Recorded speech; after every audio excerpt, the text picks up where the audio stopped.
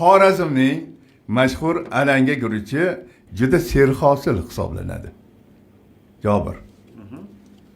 Lekin ko'p dehqonlar alanga navli sholi urug'ini orasiga nukus navli sholi urug'idan qo'shib ekishadi.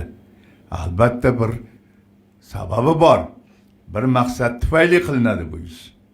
Diqqat savol. O'ylab ko'rib ayting, nega alanga bilan nukus navi maydonga aralashtirib ekiladi? Vaqt ketdi. Bunaqa emasmi? Mana yo'q. Menimcha nukus ertaroq yetiladi alangaga nisbatan. Hamma zarar kunandalar unga o'tadi, hujumga o'tadi, uni yeyishadi. Bu yoq keyin chiqaveradi. Bo'y baland emasda. Nukus maydaroq bo'ladi. Alanga Qora dunyodan eshitdik. Yana bitta variant. Nukus o'zida nami ko'proq ushlab turadi. Maqsad bor, konkret Maqsad maqsad baribir bor. alangani olish, o'rtoqlar. Nukus yordamchi. Maqsad alangani olish. Nukus tikka bo'ladi, balki qushlar qo'nish qiyin bo'ladi. yo'q, qush qo'nmaydi. Tikka bo'ladi. Vaqt tugadi.